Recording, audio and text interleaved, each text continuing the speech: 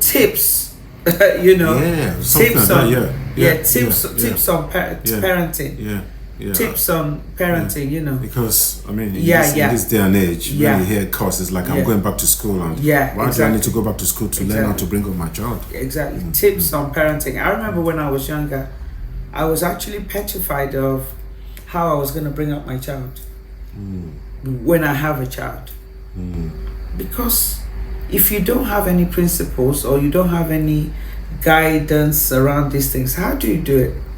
But do the newlywed, do they actually think about whether they're petrified or they just believe that, let me have a child is what I'm expected to do? Well, this is why it'd be interesting to have some maybe engaged couples to come and have these conversations with us. Definitely. Because we're on the other side of it now. It'd be interesting to have those conversations with them and say, oh, have you thought about? And this is what makes me think about how important a life partner is. Because those are the things you have to discuss before you get married. What do you mean? Things like, how are we going to bring the children up? Someone is going to be the good guy sometimes and the bad guy. Who's going to be the disciplinarian? Are you going to have discipline? I know on paper that is the proper thing to do, but do people actually do it? I don't know. We have to ask. I know when I got married, those were the things we discussed. We even have a course on marriage preparation. I think everyone should go on a marriage preparation course. I think they should. Because in those courses, again, call it whatever you want, but it's still marriage preparation. Because there are some expectation that the society has. There's some expectations that parents, in-laws have. There are expectations that you have in marriage towards one another. Have you discussed it? I often hear women say, well, I expect my husband to call me 20 times a day, tell me sweet nothing. And the man is like, but I text you now. What is the big deal? Yeah, but I mentioned this thing to you. I don't know what film they're watching. I don't know what film they're watching. The crazy thing though is that they have event planners for wedding, but do they have someone that they can always go to before in terms of having children? Yes, and this is where having engaged parents comes in, or engaged significant others that you're accountable to. And accountability is a problem as well. Because if you don't want to be told anything, you want to do what you want to do, then where do you learn from? So who will they be accountable to? That's what I mean. Are they accountable to anyone? It could be their parents. It could be a religious leader. It could be a group of people they've decided to be accountable to. I'm a big fan of accountability. Every couple that are about to get married should submit themselves to an older couple that has been married a long time that will guide them. Not necessarily their parents. Not necessarily, because their parents might not be a good model of marriage sometimes. You understand? But they can liaise with their parents to find them a couple. Because those couples that have stayed together, they have some things they can share. Oh yeah, definitely. You understand? And maybe that's something we'll also look into, get some couples to talk to some of the younger couples, have a discussion. And that's what a good marriage preparation program. I went on a marriage preparation program before I got married. And it had, not for my first marriage, for my second. I learned. just to say that I'm on my second marriage and the last one. But did it work? The marriage preparation for your first? And I tell you what was very good about that particular one. It was done in such a way that we were all engaged couples, but we were all different ages. So there were myself and my husband, we were like the middle ages. Then we had some younger ones that they were maybe in their late 20s, early 30s. And the course, we were about maybe 20 different couples. So, and the instructors of the course, which was in a church setting, were all experienced wedded couples.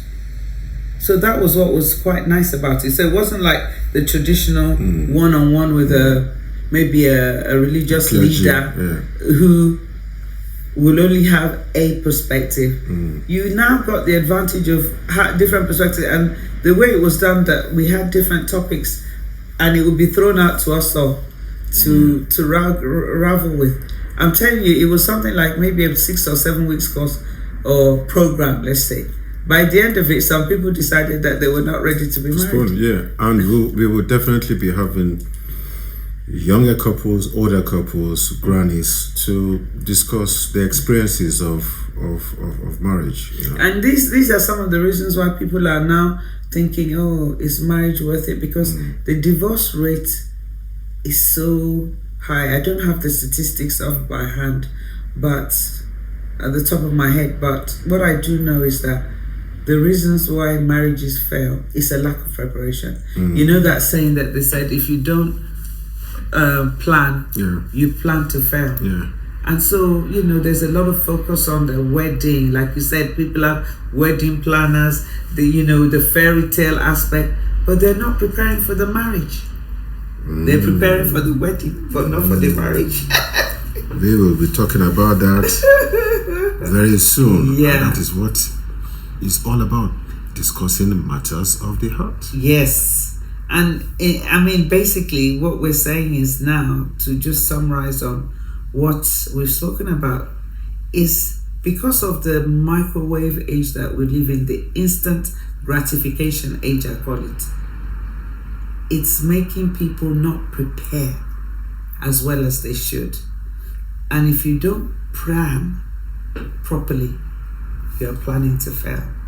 And as a result of not planning properly, they're getting themselves into relationship situations that they have no business being in.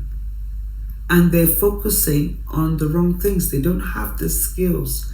There's a certain level of skill you need. Maturity. Yes, maturity, that's the right word for it, to be able to handle marriage. And it's not age, by the way, it's preparation. Preparation. And we're preparing more for the wedding than we are for the marriage, including the children that we're going to bring into this world. Most people will plan, they'll have what they call family planning. You would think family planning is where you go and hear instructions about how to bring up your children. Family planning is about how many kids that you're having. The name doesn't fit what they're talking about. If you're talking about family planning, it should be about, how are we going to do family? What values are we going to adhere to? How are we going to discipline our children? How are we going to support them to fulfill their potential? That's what family planning should be. Not how many kids am I having. That's important. But it's all about contraception and, come on. That it shouldn't be called family planning. What kind of schools? What level of education do we want to... Exactly. What kind of education do we want our children to have? How do we bring out their true potential?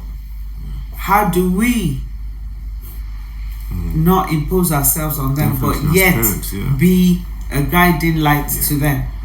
That's what family planning should be.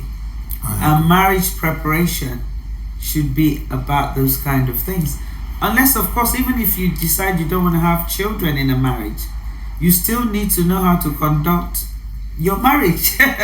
What are your expectations? It should be discussed before the marriage, because the way we girls think, or women, is different to how the men think. We shall be discussing more about that. That is interesting. There's a book, Women are from Venus and Men are from Mars, or something like that. Definitely. Yes. That is interesting. Yes. Okay, we catch you on the other side. Yes. I got too many hoes, but they ain't you. You like to put that shit in your nose.